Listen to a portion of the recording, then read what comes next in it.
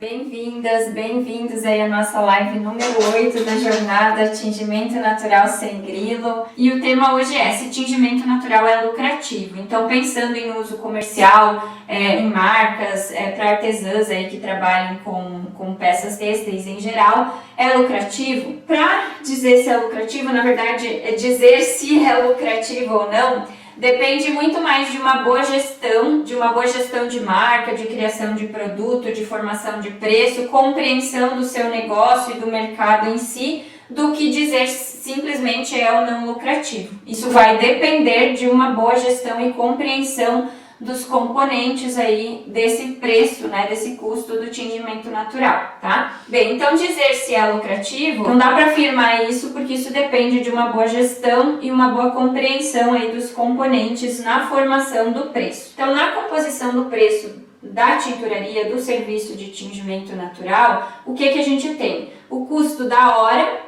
de mão de obra da pessoa que está tingindo, custos ou remuneração do capital investido, que quase ninguém leva em consideração essas questões, ou seja, se eu estou despendendo dinheiro, se eu estou despendendo recurso financeiro, investindo em materiais e além disso o meu próprio tempo, né, mas principalmente aqui pensando em custo de material, tá? Então, se eu tenho um investimento, por exemplo, altíssimo para comprar índigo, porque eu tenho que comprar em quantidade, porque não compensa comprar um pouquinho devido ao alto custo da importação, imaginem que eu compro, então, de 2 em 2 quilos, tá? Eu compro índigo de pelo menos 2 quilos para diluir um pouquinho o frete, enfim, esses altos custos. E eu uso esse índigo em 2 meses, né? 2, 3 meses eu uso todo esse índigo. Esse índigo me custa em torno de R$ 2.500, eu não tenho aqui o valor exato, mas né, R$ 2.500.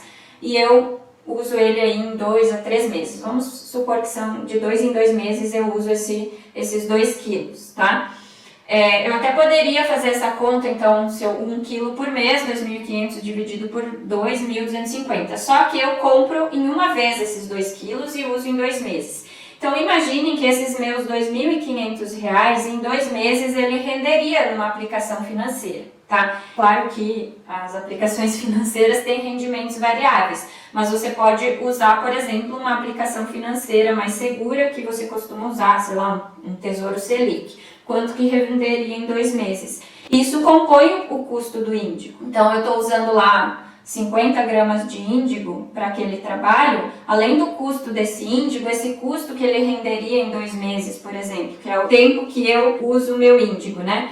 Então, é mais um fator a levar em consideração, tá? Mão de obra, custo da remuneração do capital, matéria-prima tintória, né? Que, como eu falei, o custo do índigo e mais esse custo do capital que está ali congelado, né? Enquanto você não usa ele e não tem o retorno da venda da peça ou do serviço. Mordentes, detergente para purga, que são valores bem pequenininhos. Custo de energia, que pode ser luz, gás ou lenha, dependendo do que você usa para o processo de tinturaria.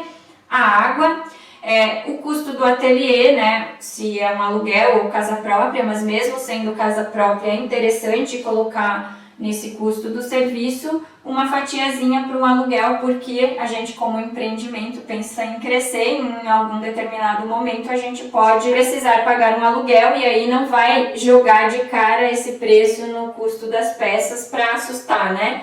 Então já é legal desde o princípio cogitar esse valor. E mesmo sendo na nossa própria casa, é um espaço da casa destinado a isso. Digamos, vocês têm um quarto lá que vocês só armazenam materiais, enfim, dá para pensar em colocar o valor de PTU do metro quadrado desse espaço, enfim, essas questões. É importante, desde o princípio, por mais que seja em casa, levar em consideração esses custos. A luz, aí nesse caso não a luz de um fogão elétrico, mas a luz do ambiente, enfim. Então, para colocar aqui, que é importante precificar corretamente, levando em consideração todos esses aspectos, para que eu possa pensar num produto lucrativo ou num serviço de tinturaria lucrativo, porque se eu não levo em consideração todos esses componentes do custo, por mais que eu possa ter a ilusão de que é lucrativo, mas se eu colocar na ponta do lápis tudo que está envolvido no custo, talvez não seja, tá? Então, formar o preço corretamente, levando em consideração esses aspectos,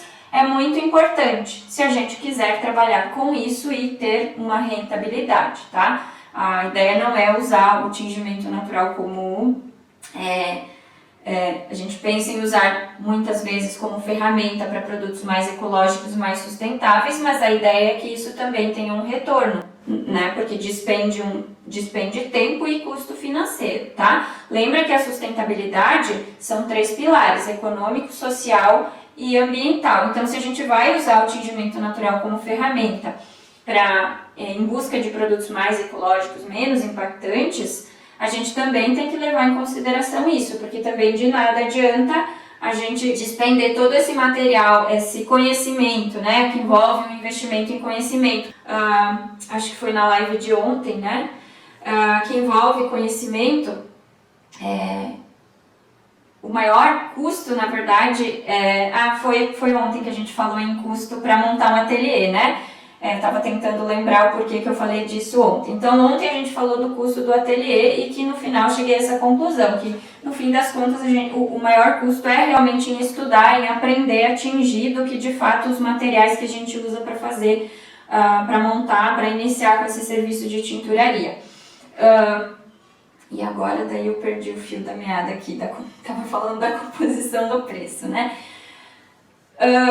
Então, compreender bem essa formação do preço é super importante aí para que a gente consiga esse produto no final das contas lucrativo. Não adianta de nada a gente então investir em materiais, em conhecimento, em tudo isso para obter produtos mais ecológicos, mas isso está drenando todo o teu retorno financeiro como marca, como empreendimento, e aí a gente se tornou mais ecológico, mas daqui a pouquinho essa nossa ideia vai morrer porque não está dando retorno financeiro. Então, é um equilíbrio de fatores, né? Então, muito importante estudar muito bem essa formação do preço. E agora, trazendo aqui sobre aspectos que eu vejo na prática, tintureiras, marcas fazendo e que eu considero que podem comprometer essa lucratividade do serviço de tinturaria, tá? A primeira delas é a questão de como você vai cobrar, qual vai ser a unidade de medida para cobrar esse serviço de tinturaria. Na verdade, tem 2 formas e eu vejo muito, aqui eu não uso sendo muito usada para cobrar. Quando as pessoas vêm perguntar, elas querem saber preço por peça. Elas querem já direto o preço por peça. A Nina falou aqui peso. Exatamente. Peso pode ser peso, metro quadrado ou por peça. Eu uso peso. Por que eu uso peso, gente? Eu entendo assim, o que mais influencia é o tempo. A fatia maior daqueles componentes de preço que eu mencionei, a fatia maior é a hora de trabalho. É um serviço que demanda várias horas. Mas por que que o peso é importante, né? Eu poderia então falar, eu cobro por hora de trabalho, então vou pegar o teu tecido e vou tingir, mas aí entendam que eu passaria o preço. Posso passar o preço por horas, mas se eu ainda não sei exatamente quantas horas eu vou levar, a pessoa vai receber um preço por hora. É aquela coisa de contratar pedreiro, né? Tem o que cobra por empreitada e o que cobra por hora, enfim, pelo serviço, aliás, né? Esse serviço aqui custa tanto e tem o outro que cobra por empreitada, mas aí só Deus sabe quanto tempo vai durar essa empreitada, quantos dias, enfim, né? Então, a técnica, ela pode se influenciar, mas o principal componente aí são as horas. E também metros quadrados, mas eu não gosto da ideia de cobrar por metro quadrado, porque vai ter muita variável e daqui a pouco eu posso levar prejuízo ou a pessoa daqui a pouco tá pagando demais. Eu entendo que o mais justo é fazer uma relação hora de trabalho com peso. Por quê? Tudo no processo de tinturaria ou de tingimento corriqueiro, tá? Quando a gente pensa em impressão botânica e alguns tipos de shibori, tie-dye, aí talvez o metro quadrado seja assim mais interessante, tá? Mas tô falando aqui em tingimento. Tingimento como a minha camiseta aqui, tingimento liso, tá? Tingimento, colorir uma fibra e não estampar, fazer trabalhos de estamparia. Isso é outra coisa. A gente está falando aqui de tingimento têxtil, ou seja, eu quero deixar uma fibra amarela, eu quero deixar outra vermelha, tingimento liso. Todo o cálculo ele é em relação ao peso dessa fibra, tá? A quantidade de água é em relação ao peso dessa fibra, tá? E mesmo o tempo varia, a variação de tempo ela está atrelada ao peso também. Por exemplo, se eu vou tingir 1 kg de fibra ou 100 gramas de fibra, a única diferença é o quê? Que eu vou levar um pouquinho mais de tempo para levantar as fervuras. Mas os tempos de fervura na purga, na pré-mordentagem, na extração, na coloração, na mordentagem, são os mesmos. Tá? A única variaçãozinha de tempo é que num quilo eu levo mais tempo para levantar a fervura e aí eu gasto um pouco mais de energia para levantar essa fervura do que 100 gramas. 100 gramas é uma panelinha de 2 a 3 litros. Isso levanta a fervura muito rápido. 1 quilo eu já estou falando de panela de 20 a 30 litros. Então leva de meia hora a 1 hora para levantar a fervura.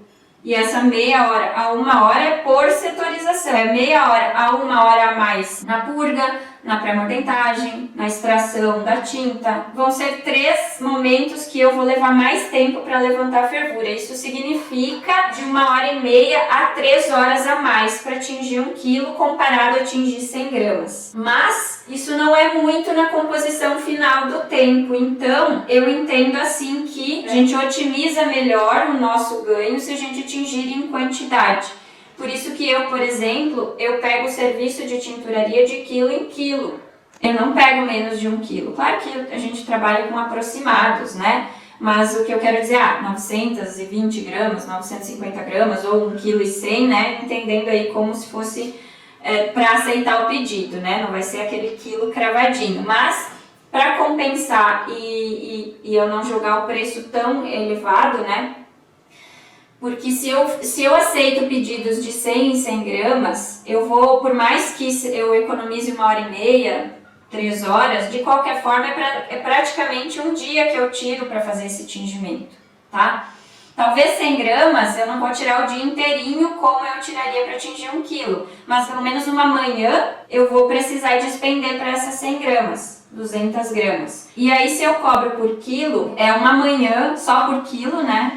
É uma manhã que eu gastei para 100 gramas, né? Então, se é R$220, se é R$200 o quilo, eu vou ganhar R$20 por uma manhã inteira, entende? Então, tem que fazer essa relação peso-tempo, porque embora a gente economize um pouquinho de tempo no tingimento das 100 gramas, de qualquer forma é meia hora purgando, é meia hora extraindo o pré-mordente, é meia hora pré-mordentando, é meia hora extraindo o corante, é meia hora tingindo, é meia hora mordentando, tá? E isso é igual para 100 gramas ou para 1 quilo, tá?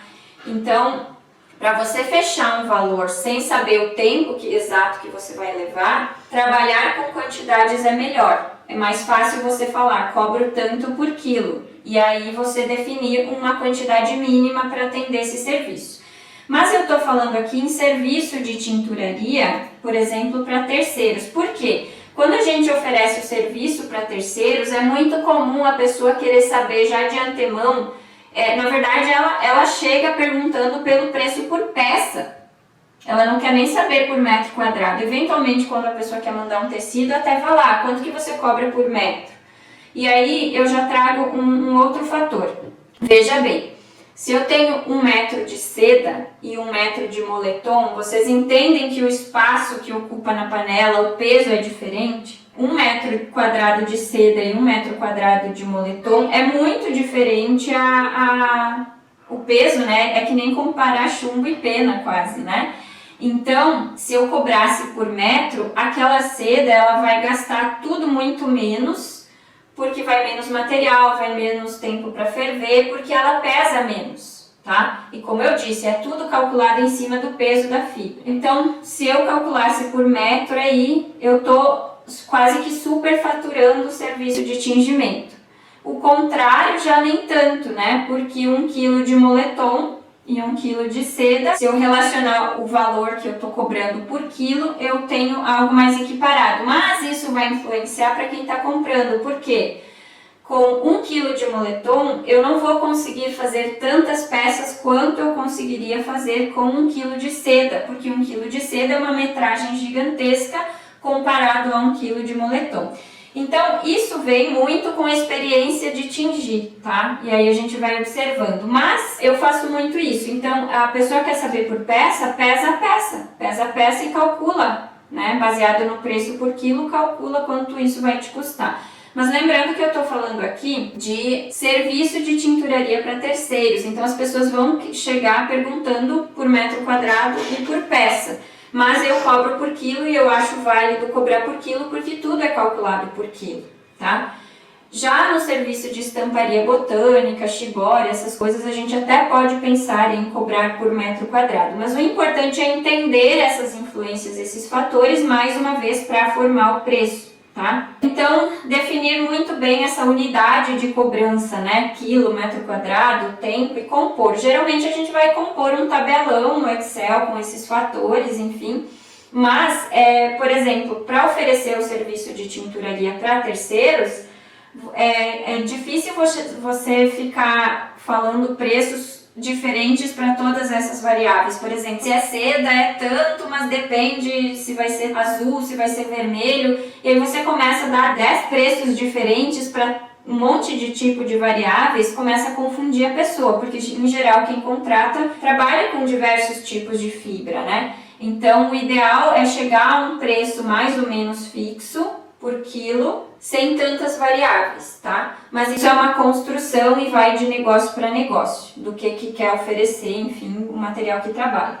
Mas, lembrando aqui, mais uma vez, estou falando de serviço de tinturaria, mas tem muita marca que faz o seu próprio tingimento. E aí que eu vejo ainda mais uma cilada no sentido de daqui a pouco tá dando de graça esse tingimento. Por quê? Quando a gente vende o serviço, é muito mais claro a gente perceber se esse serviço está valendo a pena ou não, porque a gente tem um valor que a gente gasta com os produtos, a gente tem o tempo que a gente gastou tingindo e a energia, né? Luz, lenha ou gás, dependendo do fogão que você usa, enfim. A gente tem muito mais claro os custos que a gente investiu para fazer aquele tingimento e o tempo que a gente levou tingindo, tá? E aí a gente passa esse valor. E aí é mais fácil compreender porque eu gastei um dia para fazer esse trabalho, gastei 2, 3 dias para fazer esse trabalho. Às vezes a gente tem até que retocar a cor, porque né, não ficou muito clarinho, deveria ser mais escuro, enfim. Esse retoque ele geralmente é rápido, não demanda tingir tudo de novo, né? Então, mas enfim. É mais fácil perceber se a gente está lucrando ou não, porque a gente tem um valor investido e um tempo investido.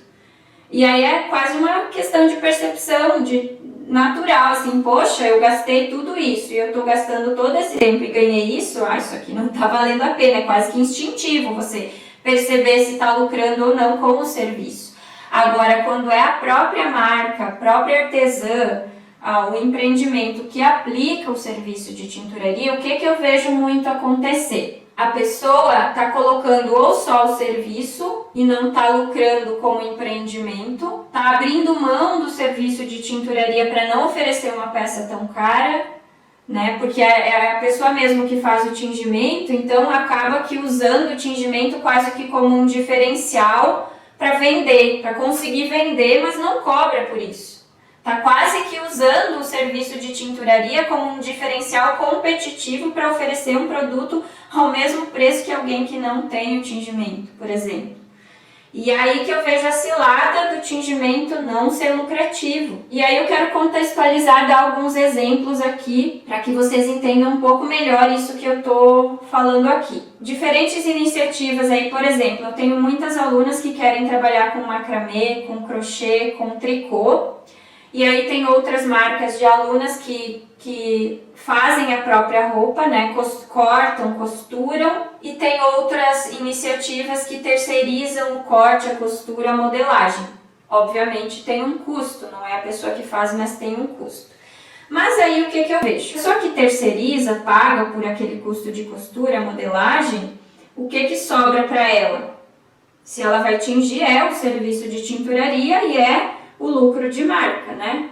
Ou às vezes a pessoa tem a marca e faz a criação e terceiriza a costura e tal, mas aí também, assim como o serviço de tinturaria, é um pouco mais claro colocar esse custo do serviço de tinturaria ali. Porque se a pessoa terceirizou tudo isso, ela vai ser quase um serviço de tinturaria. Ela coloca a cor e então fica mais claro esse custo do trabalho e o preço do lucro de marca, né? Agora, quando a pessoa faz tudo, que eu vejo muito os auto-boicotes, né? Então pensa comigo, para quem faz tricô, crochê e macramê e vende, sem pensar em serviço de tingimento natural, vocês já devem saber o quanto é difícil colocar esse custo de mão de obra.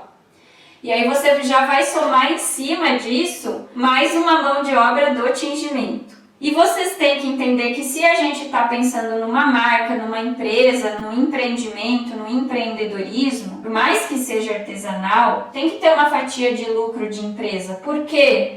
Se em algum momento a gente cresceu e quer contratar alguém para fazer o que a gente faz artesanalmente, a gente tem que pagar por isso. E se a gente não está deixando essa fatia no nosso produto, quando a gente tiver que pagar por isso, o que sobra para a nossa empresa, para o nosso empreendimento? Que seja um MEI. Então, se a pessoa faz tudo, corta, costura, ou faz o crochê, faz o tricô, ou faz o macramê e mais a tinturaria, não dá para cobrar 2 em 1 aí.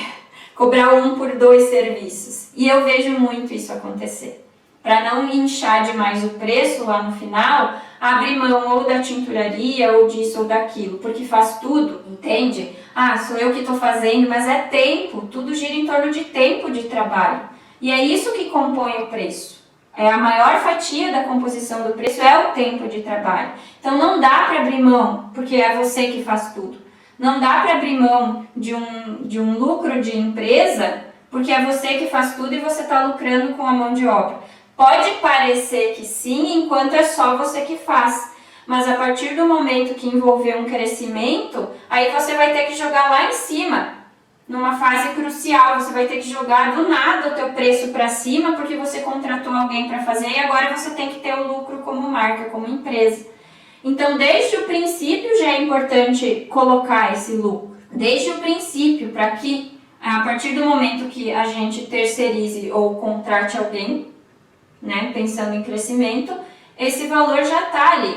Além disso, esse lucro compor investimento, né? Então, se você trabalha, por exemplo, né, se a gente está pensando só no tingimento ou para quem corta, costura e tinge, esse lucro, o que a gente pode usar para crescer essa fatia que a gente separa do lucro de empresa? Se a gente está ganhando como mão de obra costureira, tintureira, esse lucro pensado desde o princípio a gente usa para crescer. Então, vai comprar uma panela agora de inox para tingir, vai comprar um tacho de cobre, vai investir numa máquina de costura melhor, vai investir em tecidos melhores, tá? Então, é importante desde o princípio pensar nessa fatia lucro, de fato, para crescer, para investir em crescimento, tá? E aí, assim, também para quem corta, costura ou faz o crochê, o tricô e ainda tinge. E que eu oriento muito as minhas alunas é ser estratégica na hora de criar o produto, tá? Então, se às vezes é difícil, por exemplo, eu já fiz muito crochê e tricô para vender. Acredito que não trabalho com macramê, mas acredito que no macramê é muito parecido, né? Porque envolve aí tempo produzindo e depois tempo tingindo. E aí o que eu oriento muito as minhas alunas a fazer nas consultorias? Ser estratégico na hora de criar o produto. Por quê? Pensa lá aquela marca que quer ser o mais ecológico, o mais sustentável possível. Se ela vai comprar um algodão com certificação de orgânico, um linho com certificação de mais ecológico, de orgânico, seja lá qual for essa certificação, uma seda orgânica, né? Quando você pensa em comprar malhas certificadas para tingir ou mesmo fios, barbantes, lãs com processos mais ecológicos envolvidos, que seja com a certificação orgânica ou não, você está investindo mais no teu produto, tua matéria-prima, que é a fibra. Não existe tingimento natural sem ter a fibra. Então essa camiseta que eu uso aqui, que eu estou usando, é uma camiseta da Justa Trama. Tem certificação orgânica. Então ela o custo base dela é de R$38. Eu colocar o serviço de tinturaria em cima, já é mais um custo. Então quanto mais coisas eu colocar nessa camiseta, que tem uma percepção de preço de produto barato, ou seja, é uma peça de uso corriqueiro, não é um vestido de seda, é um vestido de festa, que as pessoas entendem que é mais caro por si só. Né? Um vestido de seda, o corte, a costura, né? É algo mais complexo e além disso por si só a seda é mais cara. Uma camiseta de algodão que já sai de base por R$ 38, quanto mais coisas eu agregar, se eu usar índigo, se eu usar como alguém falou aqui, uma técnica de tingimento a mais, né? Então, além de tingir, eu ainda vou colocar uma estamparia aqui em cima, essa camiseta começa a ficar cara, né? E aí é mais difícil para o consumidor perceber. Então, ser estratégico na hora da escolha das matérias-primas. Se eu não quero ser tão elitista, eu não quero fazer um produto extremamente caro, mas quero trabalhar com tingimento natural e ser ecológico, então talvez eu tenha que abrir mão de uma certificação de orgânico e buscar um tecido de reuso em banco de tecido. A gente segue sendo ecológico porque a gente está reutilizando, tem uma proposta diferente, né? Mas por ser um tecido que ia ser descartado sem nunca ter usado, tem uma pegada ecológica, né? O reuso, o upcycling. E aí eu coloco o serviço de tinturaria num produto, numa matéria-prima que me custou menos do que uma seda orgânica, tá? Eu até conversava com uma aluna minha outro dia na consultoria, eu pensei em fazer saia envelope de seda, a seda do Casulo Feliz, então, que tem toda essa proposta ecológica, enfim. Mas aí a minha saia só de material já ia custar, não me lembro quanto ela falou, uns R$ 200. E aí eu vou colocar o corte, a costura, o tingimento, daqui a pouquinho a minha saia já está de R$ 600, R$ 700. E o público que eu quero atender não tem condições de pagar isso. Então, eu não posso trabalhar com a seda. E a mesma coisa que a gente vinha falando no tricô e crochê, com essa mesma aluna. Então, se um crochê com ponto mais complexo, eu levo uma semana para fazer e ainda vou colocar o serviço de tinturaria, e as pessoas já não valorizam muito o crochê, esse serviço, não é estratégico eu escolher esse ponto ou esse fio fininho, né? O crochê, se a gente trabalha com fio fininho, agulha fininha, o mesmo tricô, é um trabalho de muitos dias. Agora, se a gente pega um fio grosso, enfim, faz trabalhos mais abertos, em 2, 3 horas a gente produz uma peça legal e aí coloca o serviço de tingimento.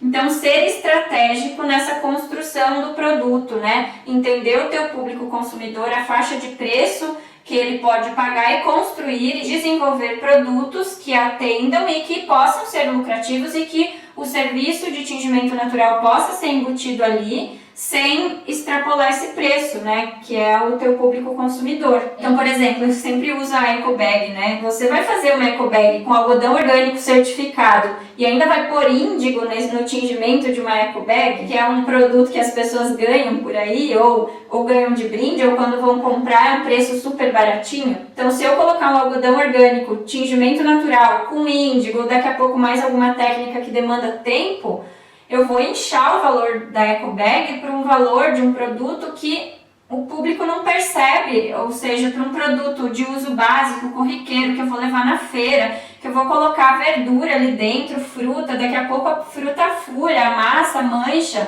entende? Então tem que, na hora de desenvolver um produto, ser estratégico, tá? E dá para ser estratégico mesmo nessa questão de ser mais ecológico, mais sustentável. Às vezes, de início, a gente não consegue colocar todos os aspectos para ser o mais sustentável possível. E se consegue fazer isso, infelizmente, acaba automaticamente aí sim elitizando esses produtos, tá? Se a gente não é estratégico, a gente acaba oferecendo produtos aí que realmente só poucas pessoas vão conseguir pagar, tá? Na jornada passada eu trouxe uma aluna minha aqui, que foi a Eduarda, que ela estava mostrando os produtos que ela estava desenvolvendo, até com os retalhos de testes de tingimento durante o curso. Então, eram restos de tecido, eram até tingimentos que ela manchou, enfim. E ela estava fazendo, ainda está fazendo, estojos, necessaires, enfim, carteiras, nossa, assim, ó, com tingimento, com impressão botânica, lindíssimos, tá? Lindíssimos, ou seja, não é porque eram produtos baratos e corriqueiros que não ficam maravilhosos.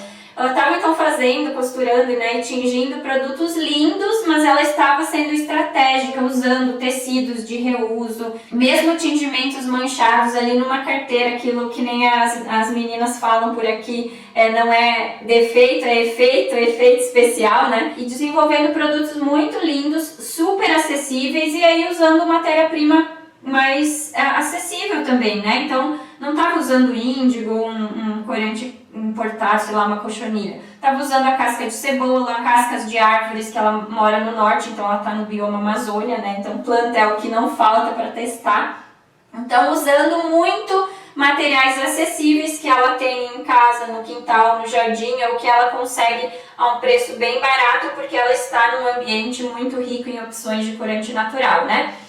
E conseguindo desenvolver produtos muito bonitos, com pegada super ecológica, né, somando aí reusos de tecidos, enfim, ao tingimento natural, então, e a um preço bem acessível para o consumidor final, tá? Então, ser lucrativo ou não é entender o que compõe o preço do tingimento, é entender a construção do preço e não se boicotar, principalmente isso. Recentemente eu fiz um curso novo de tingimento e aí uma colega do curso que tem marca me falou isso, né, que foi comentado lá na conversa, os teus preços não são tão altos, né, e realmente não são tão altos perto de outras marcas com a mesma proposta, né, de ter peças com tingimento natural.